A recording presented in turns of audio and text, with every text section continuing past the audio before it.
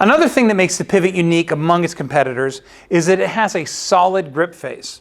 Now, a solid grip face may not sound really important, but think about this.